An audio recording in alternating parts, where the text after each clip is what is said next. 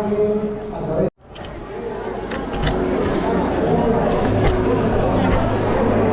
Quédate con Alejo, yo me ocupo de... el video, porque estaba de viaje cuando no hace más de 2 meses inauguramos este espacio y los comprometimos a que nos visiten, así que una alegría tenerlos acá y además una charla tan pertinente para el espacio, para lo que estamos construyendo en la teoría, que es hablar de educación, de posibilidades y de futuro. Y queremos hablar a través, o por lo menos la propuesta que el Espacio Educa les hace, Dani Martín, es que pueda hablar a través de la voz de los jóvenes, que escuchen qué es lo que opinan, lo que piensan los jóvenes que conforman Espacio Educa. En este espacio pasan cosas muy lindas todos los días. Hay apoyo escolar a chicos de primaria y secundaria que lo hacen voluntarios, que cursan en la universidad. Hay talleres como ajedrez, defensa personal, teatro. Hay comisiones de fines, chicos que están terminando el secundario. A varios de ellos, algunos docentes, otros estudiantes, les pedimos que formen parte de una experiencia y que les cuenten a ustedes qué es lo que piensan de los aprendizajes en la escuela, de sus posibilidades en este país y del futuro. Y a partir de ahí esperamos escucharlos a ustedes y a sus reflexiones. Perfecto. Vamos a ver el video. Muchas gracias.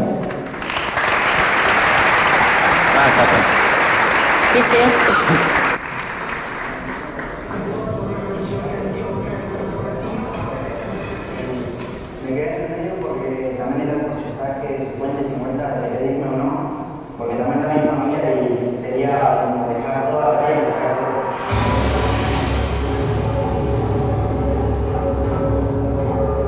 Queremos conocer la opinión de los jóvenes respecto a la educación, las oportunidades y el futuro. Por lo cual, les vamos a pedir que expresen cuán de acuerdo o desacuerdo están con las siguientes afirmaciones.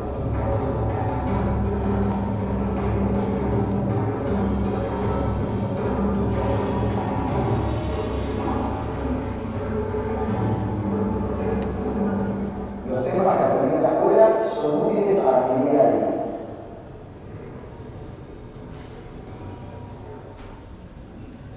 Si bien sin decir en el día a día, yo creo que la materia más importante, luego que es la tecnología, lo que es el futuro, es la que menos me puede acelerar, por así decirlo. Yo particularmente en mi colegio tenía 2 horas por semana nada más, y yo creo que habría que darle un poquito más de atención a eso que a otras cosas. Mis docentes me acompañaron y me ayudaron a encontrar un proyecto.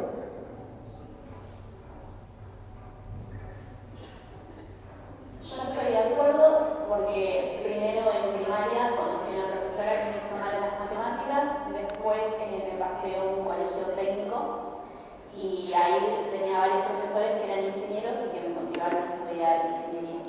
En mi caso, tuve una profesora de contabilidad que me motivó a querer estudiar lo que estoy estudiando, ya que los otros profesores no me ayudaron en nada.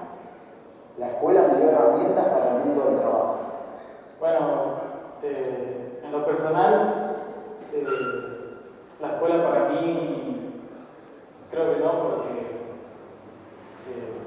en ningún momento mis profesores me hablaron de entrevistas. Tuvimos una clase de entrevistas hace poco, pero bueno, lamentablemente yo sigo en la escuela y todavía no sé si me están dando esa herramienta para un trabajo, como esa educación, un trabajo.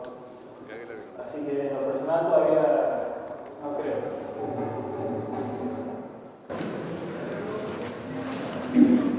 Ese fue el primer bloque, va a haber 2 más. A partir de este primer bloque le vamos a pedir primero a Martín en esta instancia y después a Dania que nos hablen un poco de educación en general, habiendo escuchado la opinión de los jóvenes resumida, pero de esta experiencia de los jóvenes de Espacio Educa. Bueno, ¿qué tal? Muy buenas tardes a todos. Perdón por la tardanza, pero fue un día complicado. Es un enorme placer estar acá, particularmente en el panel, con un rector y una vicerrectora, porque la verdad que deberías estar vos sentado y yo te debería estar haciendo las preguntas, Pablo. Pero bueno, decidiste que fuera al revés. Pero déjeme antes felicitarlos por el espacio. Yo había mandado el video, pero nunca me imaginé cuando me dijeron estamos inaugurando un espacio que era esto. ¿Por qué me parece significativo? Más allá de la magnitud, hay algo que hemos ido perdiendo crecientemente, en parte producto de la situación que vive en la Argentina, pero también es una tendencia en el mundo, en parte relacionada con la tecnología, en parte relacionada con cómo a medida que la tecnología invade muchos espacios y que la vida se hace más difícil en el día a día, hemos perdido los espacios de vida comunitaria.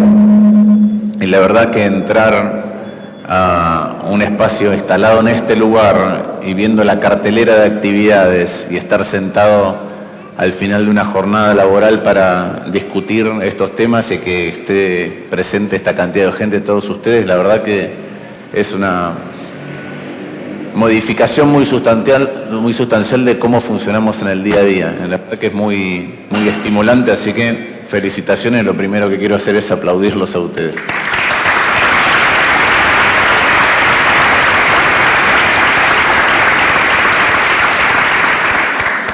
Voy a ir directamente a algunas cuestiones para abordar los dos temas que surgieron en los videos. Pero primero algunas cuestiones generales, que son atinentes no solo a la educación, sino pertinentes también para muchos otros ámbitos de cómo gastamos. Cuando uno ve cuánto gasta Argentina en puntos del PBI por habitante, la evolución a través del tiempo, no es que Argentina gasta poco en educación. Es que tenemos, como en otras áreas del quehacer estatal, severos problemas para que el dinero rinda. Yo uso siempre una metáfora para entender lo que a mi criterio le pasa a la Argentina. Es imposible, con la educación en particular, pero es imposible que un país prospere si su Estado involuciona. No importa si uno habla de una economía como la china, o no importa si uno habla de una economía como la irlandesa, esos estados funcionan mejor para ordenar la vida cotidiana. Si desordenan la vida cotidiana, desordenan la economía, desordenan la capacidad de progreso, etc. Mi ejemplo favorito para entender cuando yo digo que nuestro estado involuciona y para entender cuál es el posible impacto si eso se replica en educación, en salud, en justicia, en seguridad, en infraestructura, en las jubilaciones, es que cuando se inauguró el tren a Mar del Plata, se inauguró en 1957. Tenía suspensión neumática, alfombra, música funcional individual, asientos reclinables y giratorios, coche, comedor, aire acondicionado, y tardaba 4 horas y media. Y ahora el mismo tren a Mar del Plata es de peor calidad y tarda, si uno tiene suerte, 7 horas. Entonces Argentina tiene un estado que en 60 años hizo que el tren a Mar del Plata tardará 60% más de tiempo. Entonces, imagínense si eso se está replicando en todos lados, cómo nos afecta. Entonces, Argentina gasta el equivalente a lo que gasta Colombia, Uruguay o Chile en términos del PBI en educación. ¿Con qué problema? Lo mismo que acabo de escribir, con muy bajos resultados. Uno mira en tercer grado, las pruebas te dicen que el 40% de los chicos no lee y escribe correctamente. Cuando uno va a sexto, el 40% no alcanza los contenidos fundamentales de lectocompresión y matemática.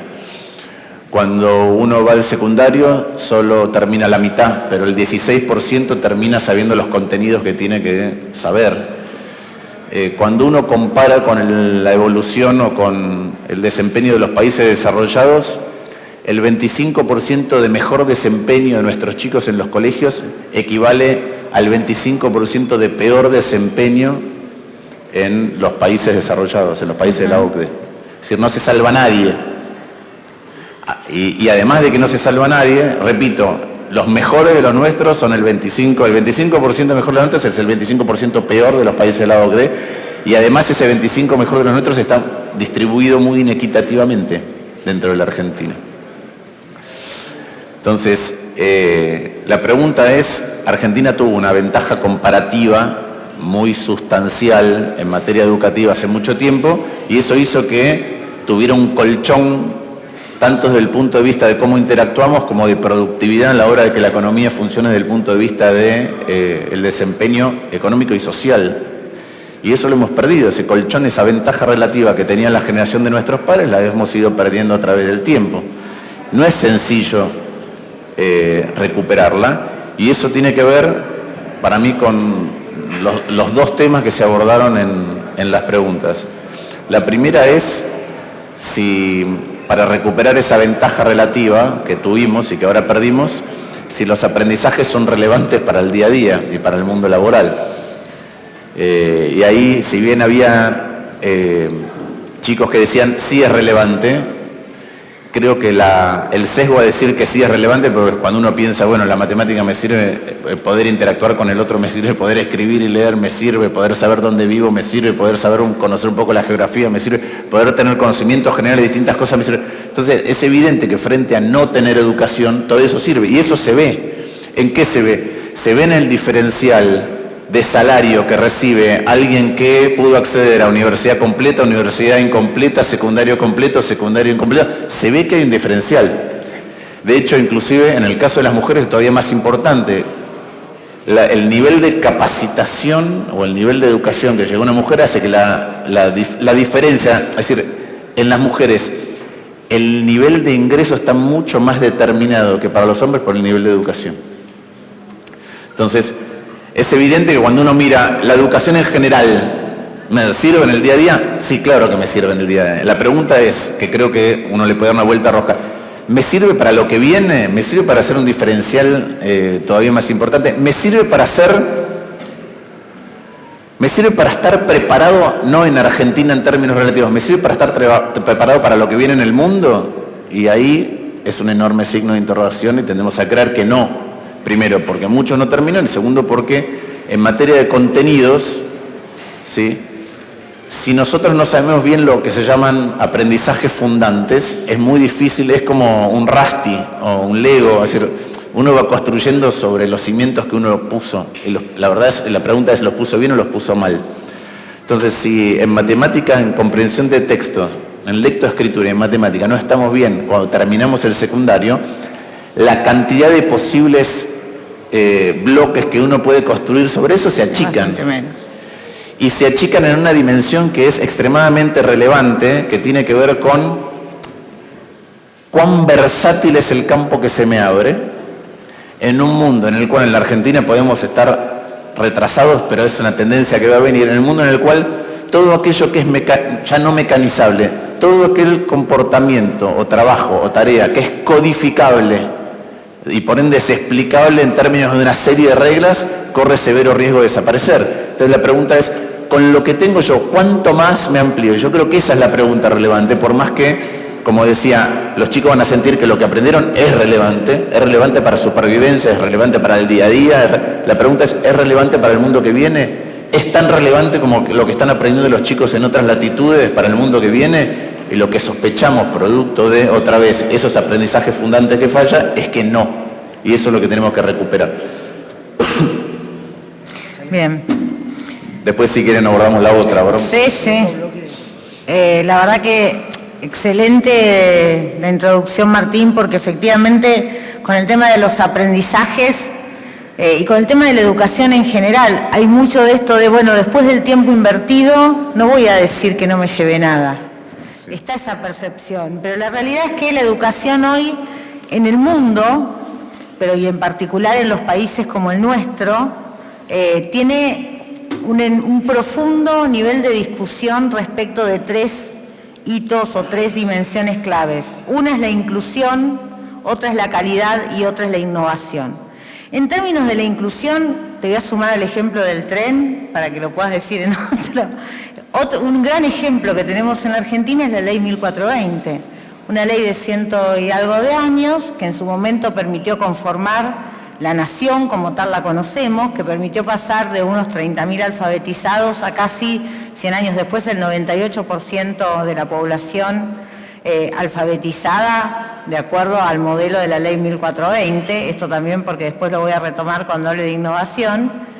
Y la verdad es que en aquel momento, con la ley 1420, ustedes saben, lo sabrán, lo habrán visto, lo habrán escuchado, lo estudiaron, no había docentes, las tuvimos que traer, no había formación docente, Había muchos lugares donde ni siquiera se lograban hablar los mismos idiomas, ni compartir las mismas identidades culturales. Éramos un crisol de razas, pero además teníamos migraciones e inmigraciones que hacían aún más difícil esa convivencia. Teníamos biografías diferentes. Y la verdad que post-1420 nosotros conformamos una nación que, como bien decía Martín, fuimos faro en términos de inclusión para Latinoamérica e incluso observadas por el resto del mundo. Con posterioridad, en 1918, se da la reforma universitaria que amplía las fronteras de la formación superior para una gran parte de los argentinos. En el 2006 se genera la obligatoriedad de la escuela secundaria, otro hito que también hay que marcar como parte de esa política inclusiva. Entonces, cuando uno mira lo normativo, dice, che, qué bien que está la Argentina en términos de normas. Cuando uno desgrana y empieza a ver los resultados, pasa como el tren a Mar del Plata. Resulta que en los primeros 20 años o 30 años logramos un impacto relevante para la ley 1420, terminamos en la reforma universitaria y hoy cuando miramos los números, el 50% no termina el secundario, solo del 50% que termina, el 16 de cada 100, o sea, el 16% lo hace en tiempo y forma y tiene los conocimientos necesarios para proseguir su camino en la vida, ya sea los estudios superiores, ya sea la inserción en el mundo laboral. Porque este es el otro punto. Digamos, no es solo una cuestión de estoy preparado para ir hacia la educación superior. No, ni siquiera estoy preparado para incorporarme al mundo del trabajo.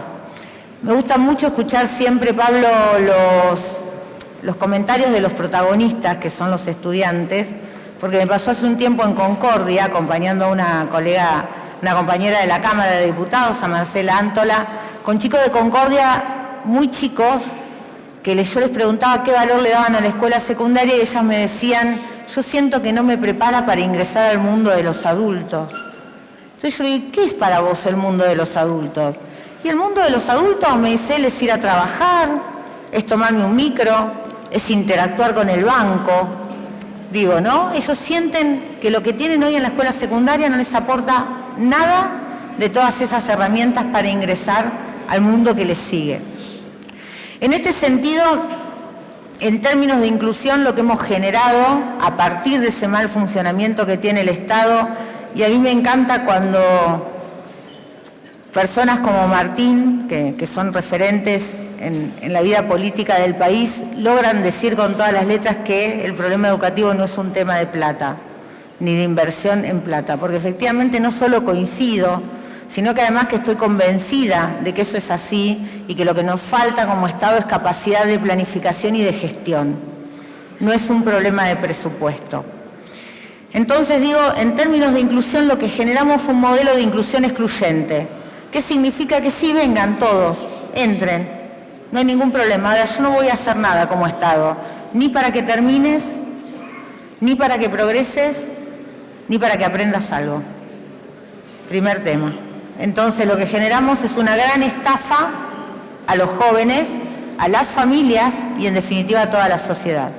La segunda cuestión de los aprendizajes tiene que ver con la calidad. La calidad siempre es un parámetro que nos mide en comparación con otros o con otra cosa.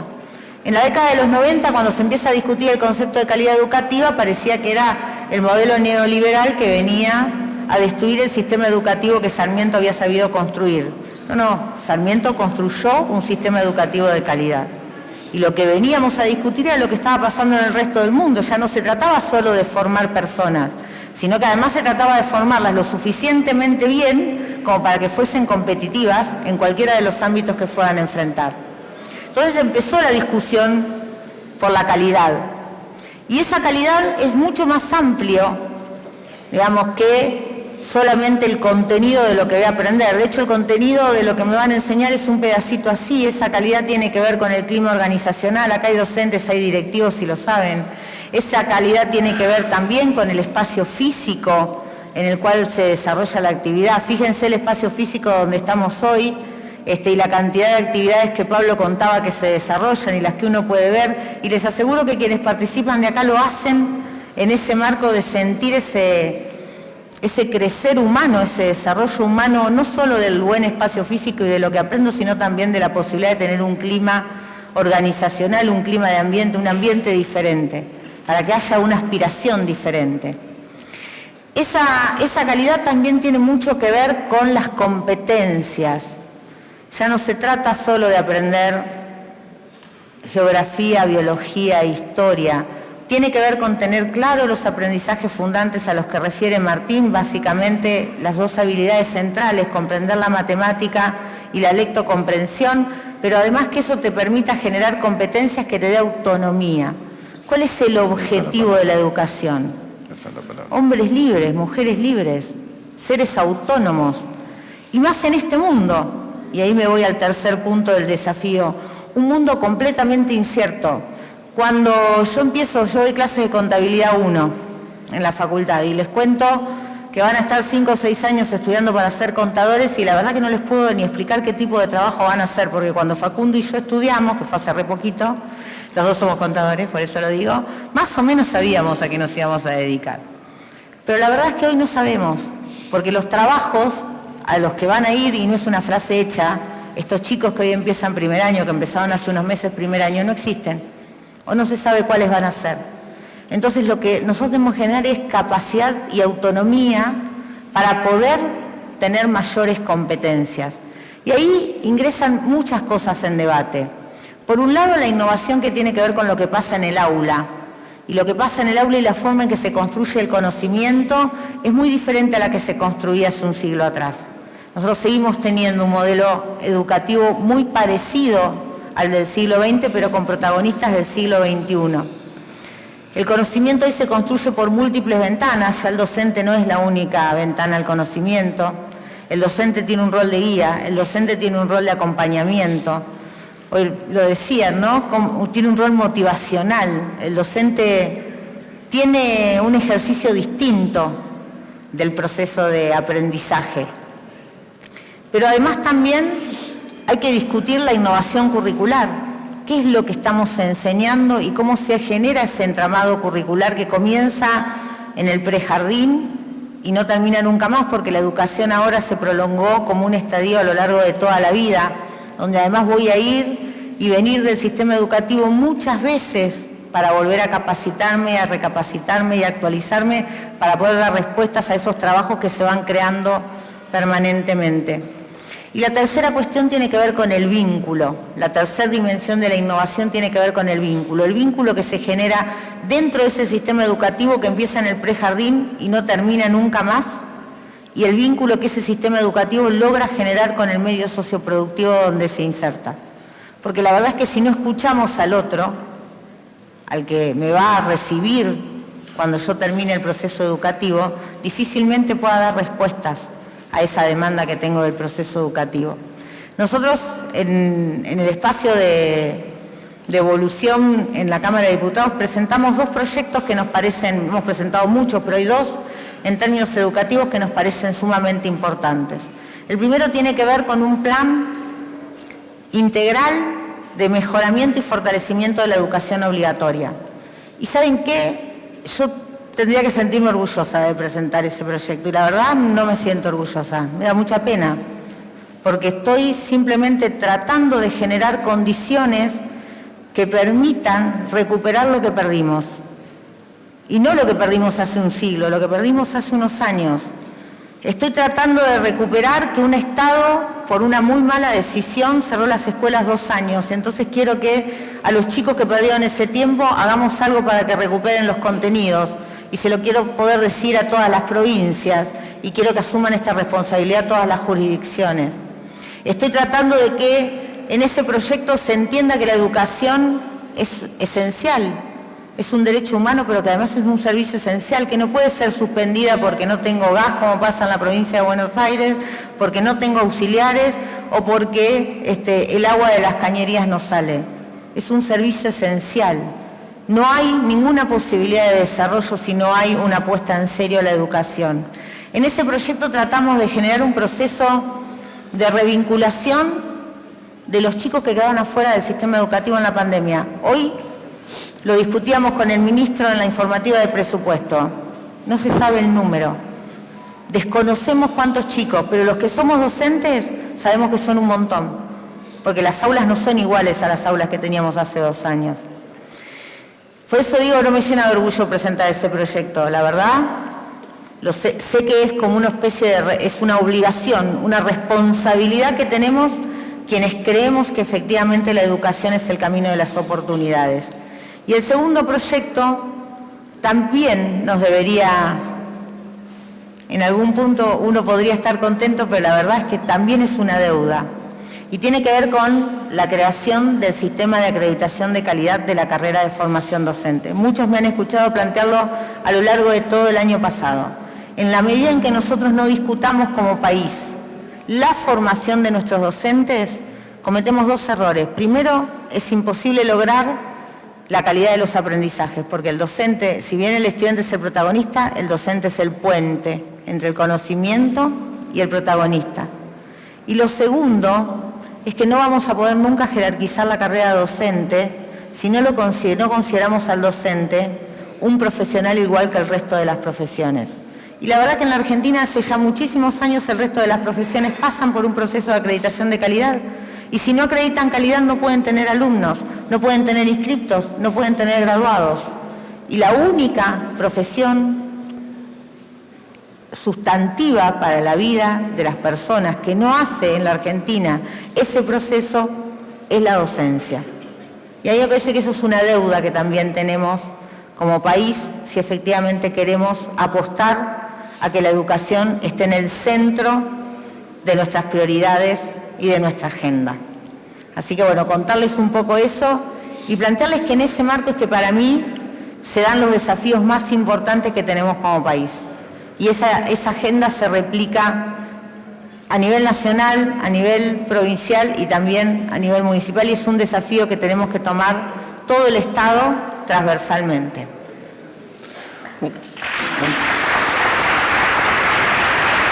Déjame ver Lo del tren. Sí, hay 3 bloques, pero había 2 videos. Déjame elaborar un poquito sobre unas cosas que dijo Dania recién.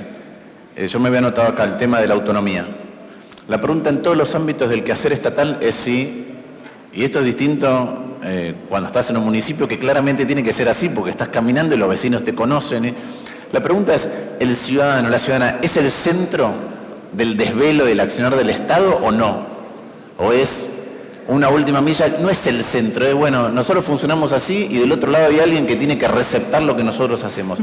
O es un proceso de yo quiero brindar esto y requiere hacia adentro un trabajo de gestión para poder hacer eso. Entonces, si el foco es la autonomía de los individuos en una sociedad cada vez más compleja, tenés que repensar desde ese concepto hacia atrás cómo elaborar las cosas. No puede ser que sigamos discutiendo cuánto vamos a invertir en los primeros años de vida, de 45 días a 3 años. No puede ser que sigamos discutiendo eso, si es una inversión que vale la pena o no vale la pena. Eso en la etapa inicial. En lo primario, para ir a propuestas concretas, esto de revitalizar los aprendizajes fundantes, quiere decir más horas. Probablemente en una discusión que, si somos sinceros, quiere decir menos horas para otras cosas con las que hemos inflado la currícula. Y tercero, reforzar la formación de los docentes en las áreas que queremos reforzar para que los alumnos tengan esa autonomía. ¿Por qué? Porque Bruno hablaba de la tecnología, pero la tecnología no entra al aula, no es un fin en sí mismo. La pregunta es, uno, ¿utilizan la tecnología para aprender otras cosas? Ejemplo, en Corea usan la programación de juegos para aprender física, porque vos para la trayectoria de un proyectil necesitas entender física. Pero por otro lado, ¿me forman a mí para estar al comando de la tecnología? Si no me metés algo en el aula, que además, si no logré tener mejores docentes para esa parte, es un instrumento que tiene mucha menos potencia de la que debería. Y ahí vamos a lo que decía recién Dania de la formación docente. Yo vengo de familia de docentes, mi hermano es rector de un colegio y hace poco, varias veces, yo me rompí los ligamentos del tobillo. Cuando fui al médico, el médico en lugar de decirme, hola, vos sos Martín, me dijo, vos sos hermano de Román. Y dijo, tu hermano le salvó o acomodó a mis hijos en el secundario. ¿Por qué digo esto? Porque si uno toma un docente enseña 25 años, 30 pibes, toca la vida de 750 chicos durante un tiempo. Entonces la pregunta es, ¿qué le dimos a los docentes para poder tocarlas de una buena manera? Le dimos primero, ¿les dimos ancho de banda para poder prestar atención o se están preocupando de cómo van de un colegio a otro, cuánto ganan, cómo es? Yo siempre digo esto, mi abuela era maestra normal y yo las fotos que veía de las aulas de mi abuela eran aulas homogéneas, con ciertas prácticas sociales que hemos perdido. Entonces, además a los docentes, además de todo lo nuevo, además de haberlos cargado con currícula que es irrelevante, además de no haberles dado los instrumentos para enseñar lo que hay que enseñar, los hacemos cargo de una situación de fracaso de un Estado que generó una sociedad mucho más heterogénea. Entonces, ¿cuánto ancho de banda y posibilidades de disposición mental le doy a un docente para que esté atento a la individualidad para poder transformar la vida de alguien? Eso lo estamos perdiendo. Requiere docentes muy especiales. Había una chica que contaba a mí, requiere una simbiosis, una interacción, una empatía entre el docente y algunos alumnos que por ahí permiten eso, pero no le estamos dando a los docentes ese ancho de banda para poder hacerlo a gran escala. Mira, en el mismo, déjame que, porque lo copamos con el tema, pero todos tenemos en nuestra vida un docente que seguro nos hizo estudiar lo que estudiamos, elegir a lo que nos dedicamos. Levantamos la mano, todos tenemos, exacto, lo decía Cristina, todos tenemos a alguien que nos cambió de ese lugar. Pero la realidad es que cuando vos no apostás a la formación del docente, a darle ese ancho de banda del que habla Martín, cada vez eso es más reducido. Cada vez eso es más reducido porque el docente no puede transmitir lo que no tiene. Y nosotros hemos ido trasladando al sistema de formación docente las falencias que íbamos generando en los sistemas anteriores. Por eso es tan importante discutir el tema de la formación docente, para que nosotros podamos tener docentes con las competencias que se necesitan hoy, con ese ancho de banda que se necesita hoy para generar la motivación en el sujeto de hoy, que es el estudiante, que es absolutamente distinto al de hace 5, 10, 15 o 20 años atrás. Eso me parece que es central tener en cuenta cuando uno discute también estas cosas. Y eso es, ¿qué le damos a los docentes? Exacto. Pero también ¿dónde los formamos? ¿Dónde los formamos? Francia tiene 8 grandes institutos de formación docente, Argentina tiene 1.270. Cuando uno lo mira en términos de institutos de formación docente por millón de habitantes, Argentina tiene 6 veces más que Colombia, que Uruguay, con una gran heterogeneidad en su calidad. Entonces, nosotros tenemos que atender esto que decía de un retraso relativo con respecto a otros países y mucha desigualdad interna con docentes que son muy desiguales. Exactamente. Excelente.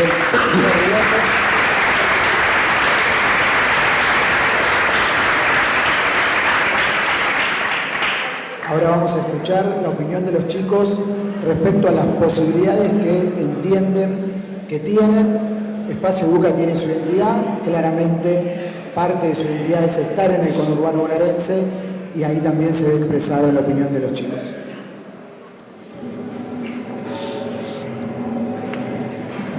El lugar en el que sí determinan posibilidades de crecimiento. Yo creo que vivir en otro lado, en capital, sea capital o otra provincia, tener más posibilidades de cosas, tener otras oportunidades, sea de trabajar, de estudiar, ya que acá en nuestra ciudad no tengo muchas oportunidades necesarias. Me gustaría irme a vivir a otro país.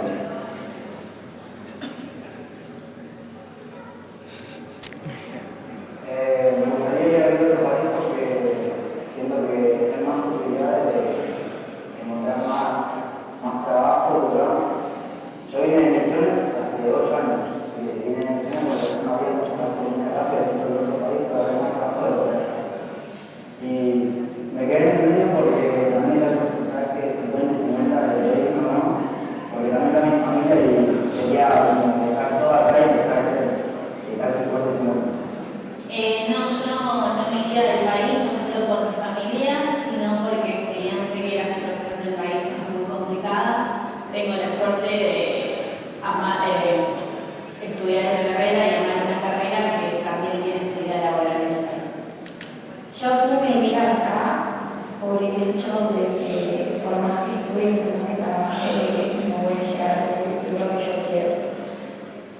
Y bueno, como me dijo mi papá, si te puedes ir, andate, no pensá en vos y en tu futuro.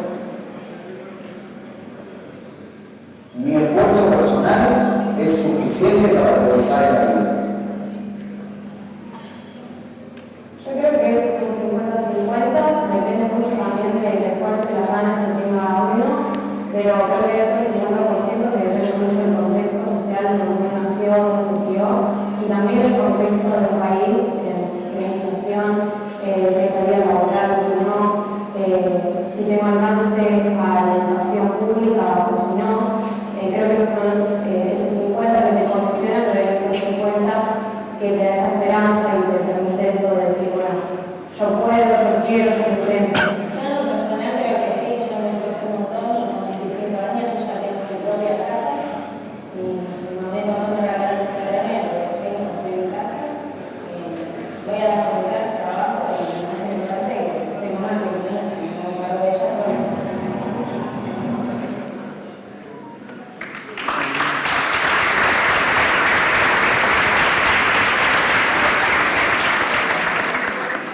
Vamos a invertir, le vamos a pedir a Dania que Perfecto.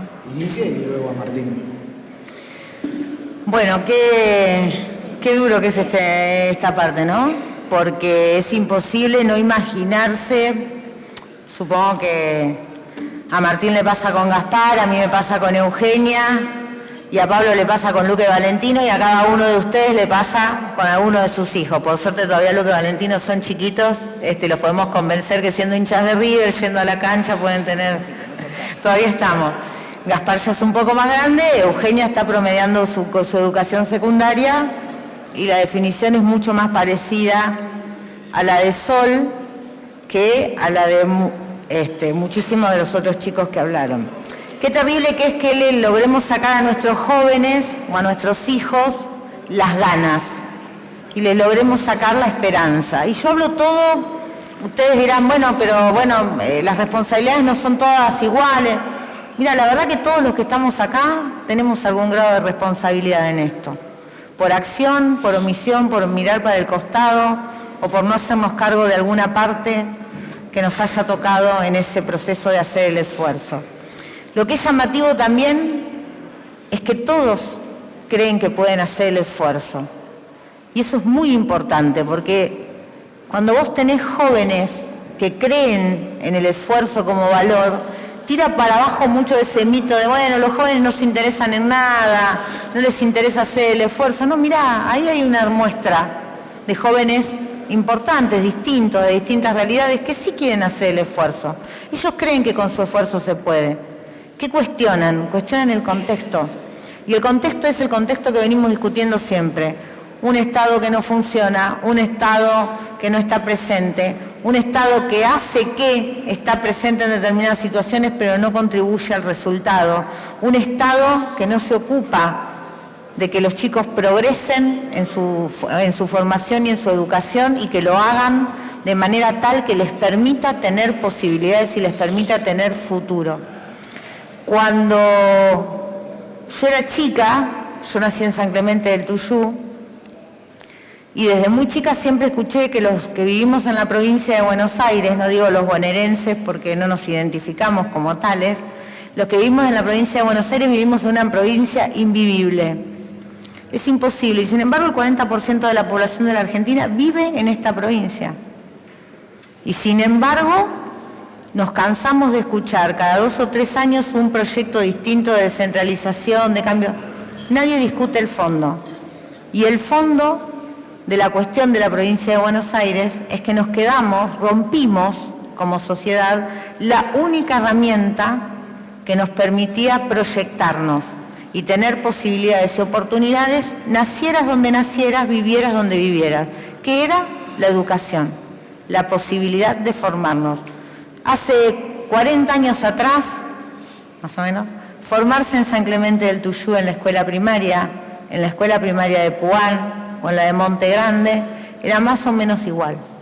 Las escuelas eran algo mucho más homogéneo, como decía Martín, íbamos todos los sectores sociales a la misma escuela y obteníamos algunas habilidades y competencias, seguro no las óptimas, pero algunas que nos permitían poder creer que a partir de ahí íbamos a construir un futuro mejor. Yo soy la primera universitaria de mi familia. Mi mamá terminó la secundaria cuando yo me estaba recibiendo de contadora. Digo, esto era el valor que tenía la educación para cada una de nuestras familias. Y de esa educación se hacía cargo el Estado. De esa educación se hacía cargo el Estado. Entonces, la verdad es que cuando yo tenía la edad de esos chicos no había ninguna posibilidad que yo pensara que con mi esfuerzo, más allá del contexto, con mi esfuerzo y con el esfuerzo que hacía la sociedad, yo llegaba a donde quería. Y no me quería ir, pero no hay que enojarse porque se quieran ir. La verdad es que lo que hay que hacernos es responsable. Se quieren ir porque rompimos la única herramienta que ellos tenían para soñar un futuro distinto y para tener confianza en que podían superar sus propias realidades, que es la educación.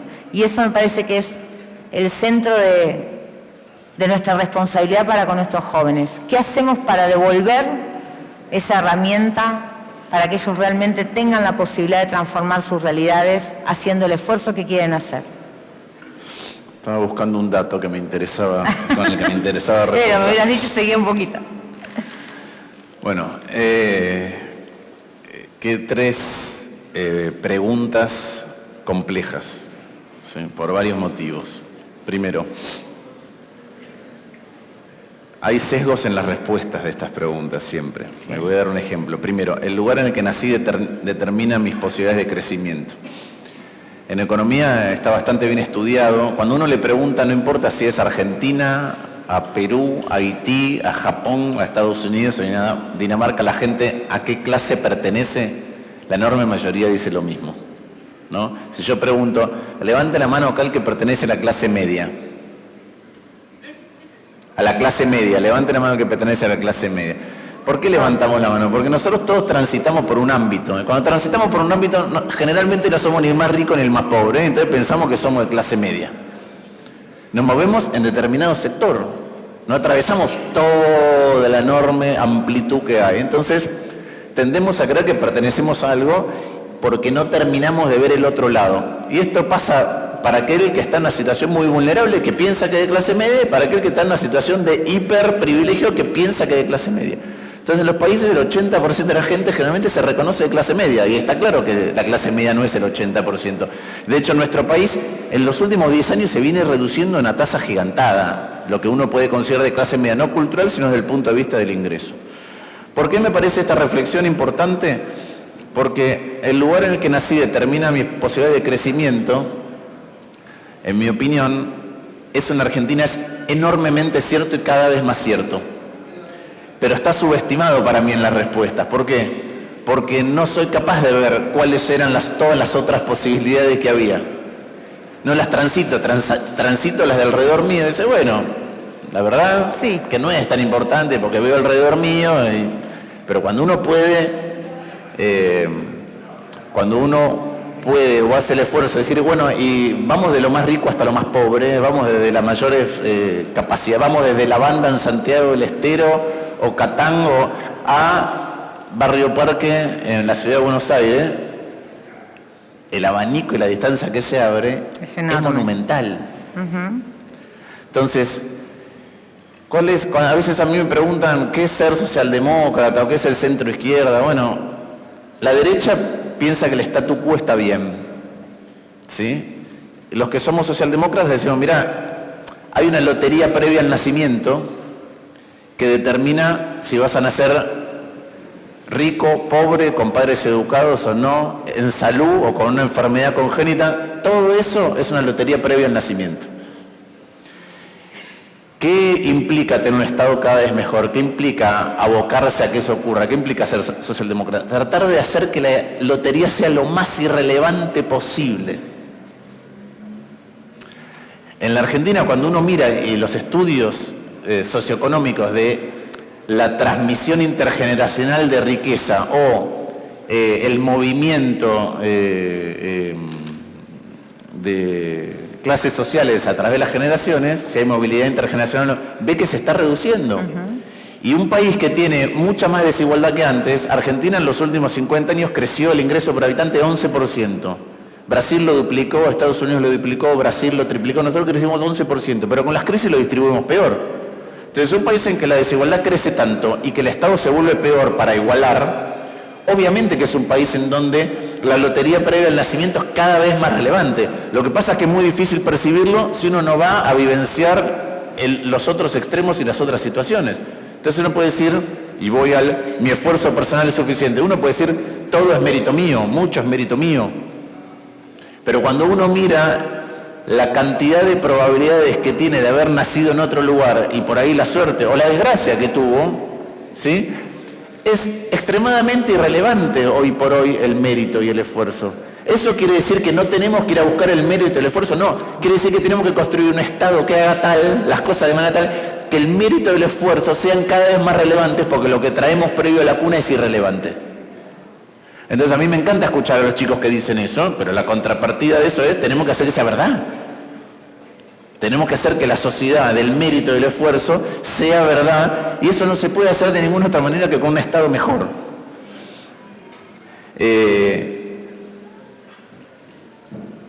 Si no, cuando nace el Estado, lo que llamamos Estado, antes o ahora escuchamos las propuestas libertarias. La propuesta libertaria es lo que en la ciencia política se llama el Estado gendarme. El Estado gendarme que cuida la frontera, te da justicia, te da seguridad. Y ahí se termina.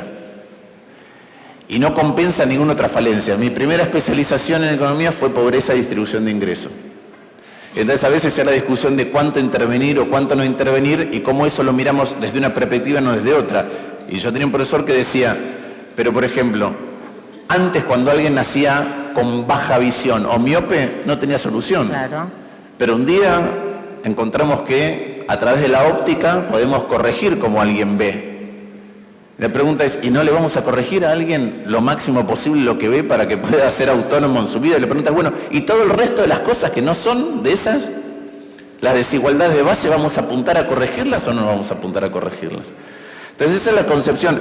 El Estado ese gendarme no hace nada de eso. El Estado que nace entre las dos guerras mundiales, con lo que se llama el informe Beveridge, ellos decían, yo voy a usar la otra palabra porque ellos decían, la frase que lo condensaba todo era, el Estado tiene que brindar, y ellos lo decían por el periodo de una guerra mundial inesperada en un momento de globalización, convivencia, donde no existía casi el pasaporte, no había identificación nacional. Claro. Son inventos nuevos esas cosas. Y de golpe te ves sumido en la Primera Guerra Mundial y la inseguridad que le agarra a esa sociedad dice, no, el Estado está para garantizar seguridad de la cuna a la tumba. Nosotros diríamos en la Argentina, tranquilidad de la cuna a la tumba.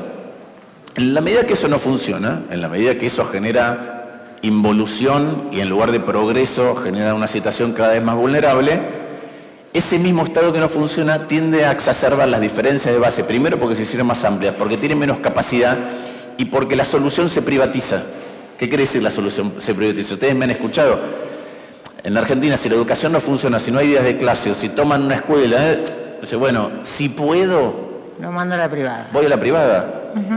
Pero si puedo, es un porcentaje chico. Y si tengo la suerte de tener trabajo en blanco, tengo una obra social y por ahí me atienden mejor que si tengo que ir al hospital público. Pero es si puedo. Y yo digo, y la seguridad también está privatizada. Entonces me dicen, no, eso para ricos, porque es el que vive en un barrio cerrado. Y digo, sí, levanten la mano el que tiene rejas en la casa. Claro. ¿Quién se las pagó? Claro. O alarma. Bueno, ese es un gasto privado para asegurarse seguridad. Levante la mano el que tiene hijos adolescentes o nietos adolescentes. Levante la mano el que cuando salen a la noche prefiere, si tiene, darle unos mangos para que se tome un remis o un taxi. ¿Eso que no se llama seguridad privada? Entonces, es evidente que un país que se hizo más desigual exacerba esas diferencias de base. Es evidente que un Estado que pierde capacidad de resolver las cuestiones y que privatiza las soluciones exacerba las condiciones de base. Por ende, el lugar en que nacemos determina cada vez más la posibilidad de crecimiento, por más que como no conocemos la totalidad de las posibilidades que nos podrían haber tocado, minimicemos eso, y por más que nos guste pensar, sobre todo aquellos que dicen yo ya me compré mi primera casa, cuánto de eso que te está pasando es realmente mérito tuyo y cuánto es parte de un componente que no llegas a ver que es previo. Entonces, eso está pasando cada vez más. Eso, si hay esas diferencias y si además el Estado, en lugar de facilitarte la vida, te complica las cosas, tiene un correlato con, bueno, entonces me lo busco en otro lugar. Antes de que todo este tema de los chicos se pusiera lamentablemente en boca de todos, nosotros con Jaco, con el vicerrector de la UBA, recorrimos todas las provincias presentando el libro Debajo del Agua, antes de publicarlo y después de publicarlo, para testear contenido. Y yo arrancaba siempre las charlas haciendo varias preguntas, pero una es: levante la mano el que tiene planes concretos o deseos muy intensos de irse a vivir a otro país. Entre el 40% y el 90% levantaban la mano. ¿De qué dependía? De si realmente pensaban que les era accesible para ellos. Entonces no era lo mismo el CBC en Lugano, una universidad Lomas o Guillermo Brown o la Católica de Salta o la Nacional de Catamarca o la UCA en Puerto Madero. No es todo igual, porque algunos dicen esa fantasía o esa idea la tengo mucho más cercana. Pero entre el 40 y el 90% levantaban la mano. Yo me acuerdo porque trataba de contar rápido qué porcentaje. Ahora están diciendo que la ciudad de Buenos Aires, una encuesta, era el 70%. ¿Sí? Pero lo más interesante para mí venía cuando le preguntaba a algunos por qué, y algunos se animaban a decir por qué. Y básicamente los chicos lo dicen de distinta manera, pero se condensaba en dos grandes grupos de respuestas. Uno es porque este país no va a cambiar. Y la otra es, porque yo sé que afuera es todo más difícil, pero voy a depender de mí, porque acá las crisis, los corralitos, la devaluación, el crédito hipotecario que no existe, todo eso hace que el devenir no dependa solo del esfuerzo, sino de un montón de accidentes que te atraviesan. Y bueno, y ese es un elemento adicional. Y a mí a veces me preguntan, porque tengo amigos cuyos hijos se van y se angustian y todo, me dicen: ¿qué consejo tenés para darle a alguien que se está por ir? Ninguno. Solo tengo que convencernos a los que nos quedamos acá de trabajar para que quieran volver. No hay otra. Excelente.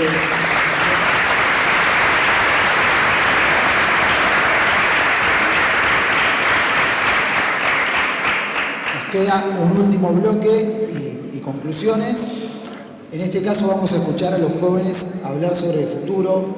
Se lo preguntamos acá haciéndoles un guiño, Daniel Martín, porque lo hicimos a través de dos conceptos de los cuales ustedes hablan, de la ejemplaridad, de qué transmite, qué piensan de, bueno, la pregunta, pero que cuando alguien hace las cosas bien.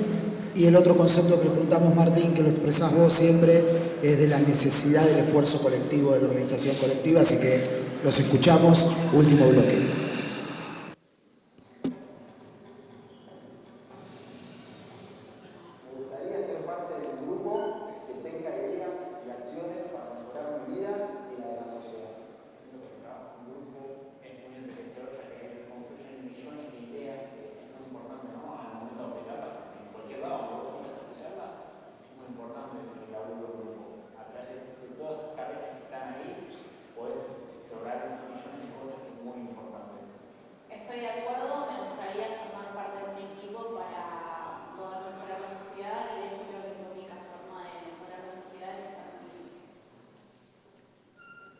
Cuando veo personas que hacen cosas buenas, me da esperanza y ganas de hacer las cosas bien.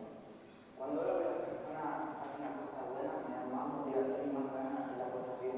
Aunque ahora las cosas bien, me dan mucho más ganas de hacer. Tengo un amigo que hace música y eso me parece lo perfecto, una cosa bien, y me motiva más a seguir haciendo lo mismo que a mí me gusta, que me gusta hacer música. Y eso me parece súper bien. Sí, cuando veo personas que hacen cosas buenas, algunos que se cruzan videos, ¿no? O ves a una persona en la calle que le da comida a alguien que está necesitado, o le dan 10 pesos, así hago yo también, porque me gusta darle lo poco que tengo a alguien que lo necesita. Para mí eso es hermoso. Con educación y oportunidades, un futuro mejor es posible.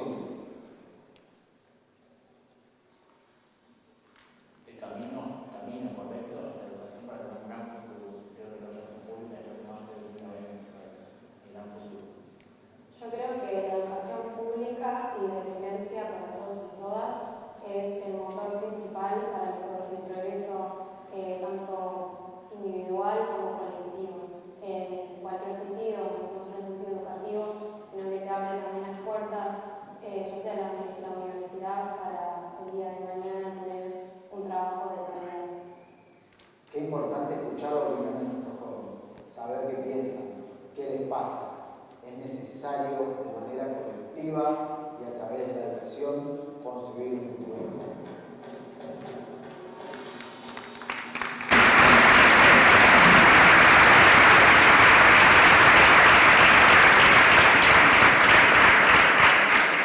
Ese último aplauso claramente es para los jóvenes, muchos están por acá, así que gracias por haber sido parte de esta experiencia Espacio Educa que nos permite dialogar con Dania y con Martín. Ahora sí, para cerrar, en base a este tercer bloque, vamos a pedir primero a Dania y después a Martín concluir con esta charla tan amena.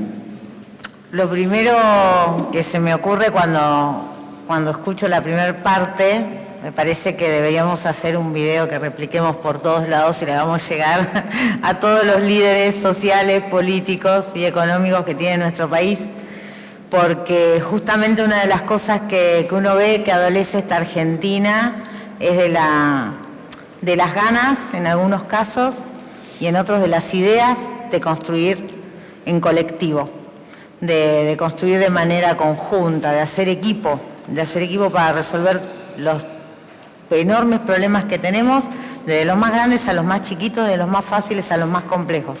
Pero claramente que la solución es de a muchos y la solución es en equipo. También es cierto, Pablo me decía el guiño por la ejemplaridad, yo creo mucho en la necesidad de la ejemplaridad en las acciones y de la ejemplaridad en las acciones y en la gestión y en el trabajo cotidiano, pero no desde el dedito acusador de poder decir quién hace mal o bien las cosas, sino de la necesidad de arraigarnos en nuestros valores. Y esos valores tienen que ver con el trabajo, y esos valores tienen que ver con el esfuerzo, y esos valores tienen que ver con la construcción colectiva, con la paz, con poder trabajar en todas esas, a partir de esos valores, en todas aquellas cosas que nos hacen más grandes como sociedad. Está claro el último punto que a mí me genera alguna movilización adicional, que tiene que ver con esto de dónde ponen los jóvenes a la educación y el valor que le dan para su futuro. Y lo remarco porque hay mucho de esto de a los chicos y a los jóvenes no les importa nada. Y la verdad es que no, sí, miren todo lo que les importa. Les importa construir colectivamente, les importa hacerlo desde los valores y además creen que la educación es la herramienta para ese futuro. Y la verdad es que el día que entendamos que la educación, que los valores y que esa construcción colectiva tiene que estar en el centro de la agenda pública y política de nuestro accionar y de nuestro país, es donde efectivamente vamos a poder construir un futuro distinto, con igualdad de oportunidades y con esta idea de tener ciudadanos libres, ciudadanos autónomos, ciudadanos que puedan elegir y que además a partir de esa elección puedan interpelar todas aquellas cosas que hoy señalaba Martín que se hacen mal o que hacemos mal como sociedad. Yo además agregar para cerrar algo que hace mucho tiempo que veo y que tiene que ver con el mundo en el que estamos transitando, un mundo que desde hace mucho tiempo corre y evoluciona a una velocidad y a un tiempo que a veces se nos hace inalcanzable, o por lo menos no alcanzamos a comprenderlo cuando ya volvió a cambiar, pero que además en los últimos años, sobre todo en los últimos 3, a partir de la pandemia, nos dio un sacudón muy fuerte de todo lo que podía cambiar. Y me parece que cuando soplan vientos de cambio, las sociedades o las personas tenemos siempre dos alternativas. En un caso, algunas personas intentarán construir muros para frenar esos vientos de cambio y en otros casos, otros intentarán construir molinos para transformar esos vientos de cambio en energías que potencien aún más ese cambio y permitan seguir evolucionando. Me parece que esa es la actitud que tienen estos jóvenes cuando nos plantean, de alguna manera, ser esos molinos de viento que con los vientos de cambio pueden construir un futuro distinto y para ellos es a través de la educación. Así que un aplauso gigante a estos jóvenes que están construyendo un futuro distinto.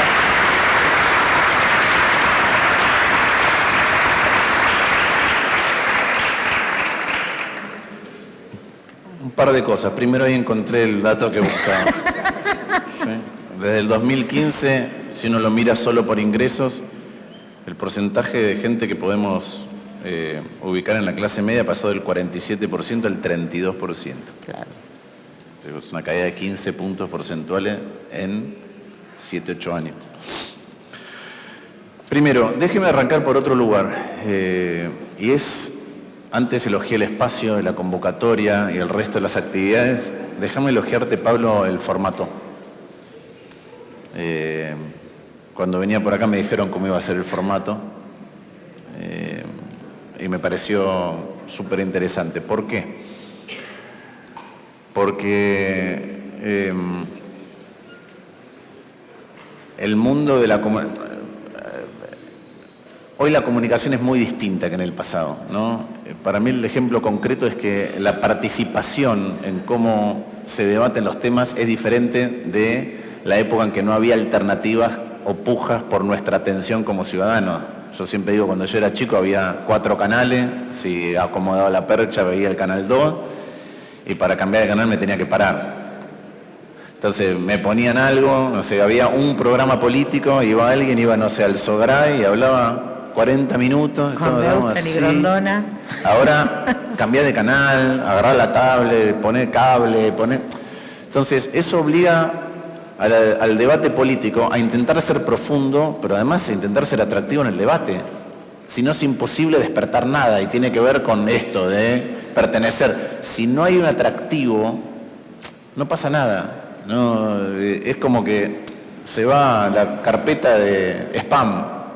Entonces el deber de la política es profundizar el diagnóstico, profundizar las propuestas y comunicar de manera diferente. ¿Por qué? Porque hoy muchas veces yo veo la publicidad, creo que es de Boomerang, renuncio, que está por algunos lugares, no sé si yo la veo en alguna autopista, no sé si ustedes acá la han visto. Bueno, y no, los chicos de hoy no es que se rebelan o tienen otras actitudes. Nosotros desde chiquitos les hemos obligado a elegir.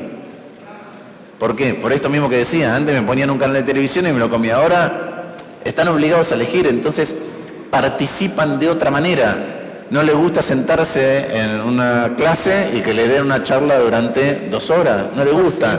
No les gusta ir a un trabajo que le digan cómo son las cosas. Prefieren negociar cuál es su autonomía, no por el dinero, sino por las condiciones laborales. Entonces, las generaciones nuevas, si uno no puede convocarlas desde la atención real, no se puede tener un diálogo, no se puede tener una conversación. Y si uno no entiende eso, nada va a fluir. Entonces me parece que este tipo de formatos habilitan a que las cosas sean más dinámicas desde muchas perspectivas. Entonces te quería felicitar por la organización. Primero, yo creo que hay ciertas cosas que las sospechamos. A mí me gusta mucho esa frase de que liderar es convencer a los demás de hacer algo que en el fondo ya sabían que tenían que hacer. Muchas veces eso está muy latente y hay disparadores.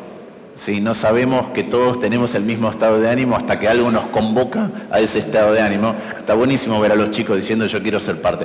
Yo creo que eso pasó varias veces en Argentina. Yo creo que en el 83, en la gesta del 83, la sociedad no estaba... A la sociedad le sorprendió lo que pasó.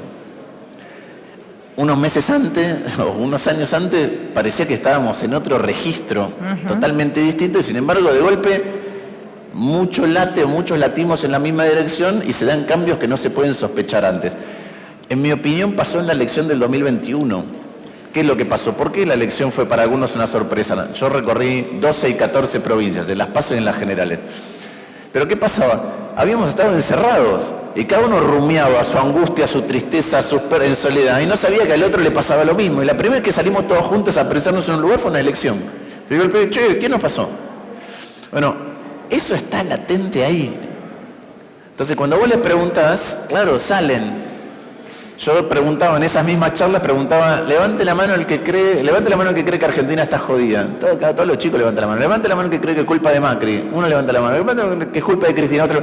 Levante la mano el que cree que es culpa de todos levantan la mano. Entonces, si hubiera algo convocante para transformar esa realidad, para mí se sumaría mucho más gente. Ahora, ¿qué requiere eso convocante? requiere poder establecer cuál es el objetivo colectivo, y entonces uno sí está dispuesto a hacer un esfuerzo individual en aras de un objetivo colectivo. Si el objetivo colectivo es difuso, o si no parece colectivo, me están vendiendo un buzón, y es un objetivo individual, es un objetivo de un sector, es un objetivo que es falso, ya está, no hay capacidad de el esfuerzo individual. ¿Qué tiene para mí de interesante? Que ya sabemos que un virus, aunque no lo querramos, se te puede contagiar. Una mala idea, si no te gusta, no se te va a contagiar. En cambio, las buenas ideas y las buenas causas sí se contagian, y eso se ha visto durante mucho tiempo. Ahora, esto de cuando veo a alguien que hace algo bueno, yo me inspiro y tengo ganas de emularlo, tengo ganas de imitarlo, tengo ganas de participar. Lo pensaba antes y no lo dije, ¿no? Con esto de el esfuerzo o el mérito versus la lotería previa o las condiciones es, nosotros tenemos que construir un estado tal que no requiera a la gente ser héroe o heroína para resolver una situación. No va. No va, no puede ser que el héroe cotidiano, no puede ser, yo te lo digo cuando fui a la universidad, los padres que hacen 2 horas y media para ir a trabajar, trabajan, vuelven 2 horas y media y tienen que lidiar con la casa, son héroes cotidianos. Los chicos que después de trabajar se van a estudiar a la universidad, son héroes cotidianos. El que abre una pyme en la Argentina es un héroe cotidiano. No puede funcionar una sociedad obligando a que las cosas solo pasan si encontramos héroes. No, me acuerdo, me vino la imagen. Hay un libro muy interesante que se llama Yupi en la columna del Che Guevara, de Gamerro, creo que es de Carlos Gamerro. Y entonces en un momento le hacen un juicio, cuéntala como si fuera un juicio popular en los 70 a un empresario. El empresario dice, la sociedad que ustedes proponen requiere hiperhombres, grandes hombres. La nuestra funciona funciona con nafta común. Bueno, nosotros necesitamos un Estado que funcione, que haga que la sociedad funcione con nafta común, que no requiera esfuerzos descomunales permanentemente, porque no da más. Entonces, yo digo, ¿qué pasa si uno, en lugar de ver que hay un héroe o una heroína que me inspira, ¿qué pasaría si nosotros viéramos que colectivamente podemos hacer que el Estado empiece a cumplir ese rol? ¿Cuánta más inspiración? Inclusive a pesar de que muchas de las decisiones son difíciles, inclusive a pesar de que muchas cosas pueden llevar tiempo, a veces menos del que creemos si hacemos las cosas colectivamente, pero ¿qué pasa si uno empieza a funcionar de otra manera y con otros principios el Estado, que empieza a poder, lo hacemos virar y aunque sea en lo cotidiano le facilita la vida a esos, a los que están todo el tiempo tratando de arrastrar un carro pesadísimo? Para mí eso es mucho más inspirador que el héroe cotidiano. Nos organizamos diciendo, ¿y qué pasa si además vemos que eso lo llevamos, entre otras cosas, pero prioritariamente a la educación? Y entonces un padre va y dice, bueno, están pasando cosas, mi hijo sí va a haber aprendido otras cosas. Bueno, yo creo que eso es algo que es posible y es viable, pero requiere, y vuelvo al inicio de esta intervención, requiere no solamente el compromiso, no solamente la capacidad política de llevarlo adelante, sino que requiere convencer. Y convencer hoy requiere otros ámbitos. Y es por eso que te vuelvo a felicitar y los vuelvo a felicitar. Muchas gracias.